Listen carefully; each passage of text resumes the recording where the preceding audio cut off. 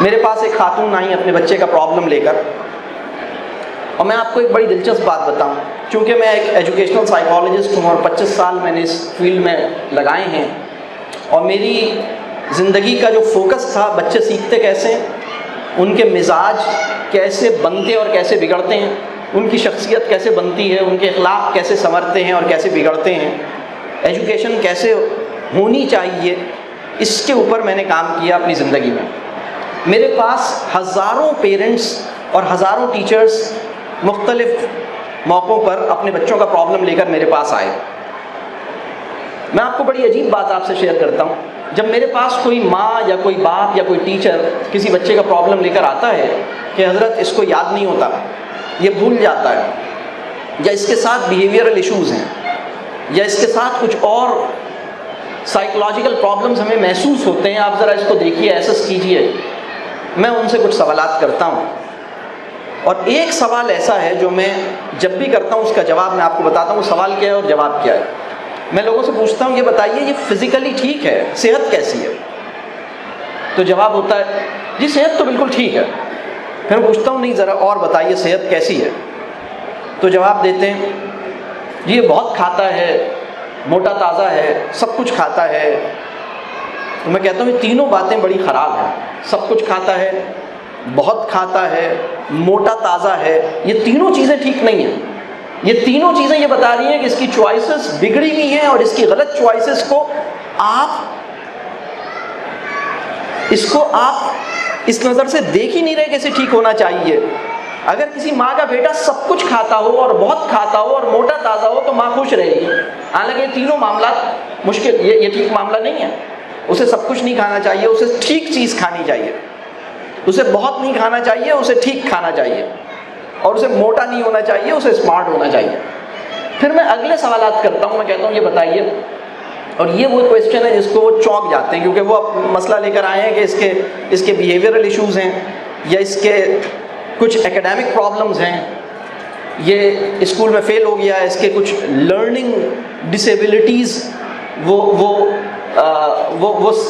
Suspicious ہیں، یا وہ ان کو یہ شک ہے کہ اس بچے میں کچھ لرننگ ڈس آرڈر تو نہیں ہے، اور وہ یہ مسئلہ مجھ سے پوچھنے آئے ہیں۔ اور میرا سوال یہ ہوتا ہے، یہ پہلا سوال کرنے کے بعد کہ وہ صحت کیسی ہے، دوسرا سوال وہ صحت کی تو انہوں نے کلیئرنس دے دی، اب میں دوسرا سوال کرتا ہوں، میں کہتا ہوں اچھا یہ بتائیے اسے قبض تو نہیں رہتا، کانسٹیپیشن؟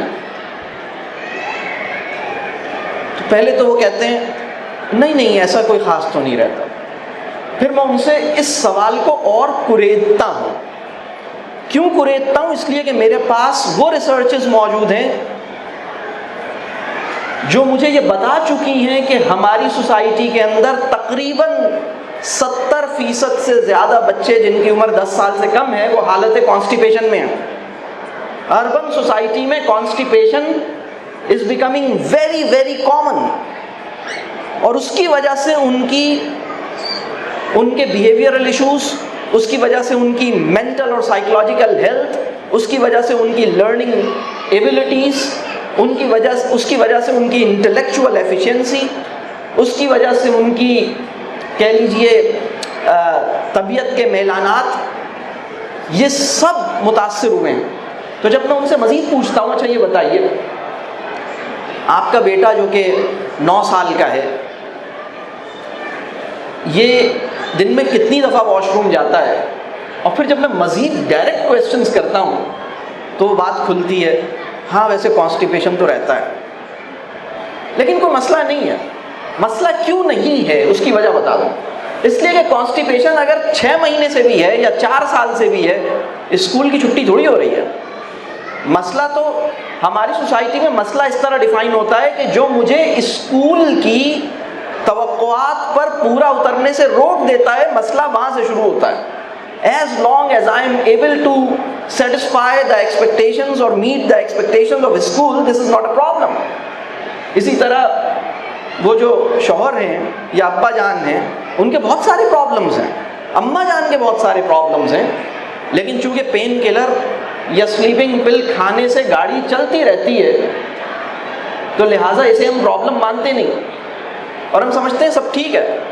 آپ جب سو کے اٹھتے ہیں تو تھکی ہوئی حالت میں اٹھتے ہیں، اگر آپ سو کے اٹھتے ہیں اور آپ کے اندر انرجی موجود نہیں ہوتی تو اس کا مطلب یہ ہے کہ آپ پوری طرح صحت مند نہیں ہیں. ہولسٹک ہیلتھ آپ نے اچیو نہیں کی. ہولسٹک ہیلتھ یہ لفظ یاد کر لیں, یہ لفظ لکھیں, ہولسٹک ہیلتھ, صحت کلی, ہولسٹک ہیلتھ.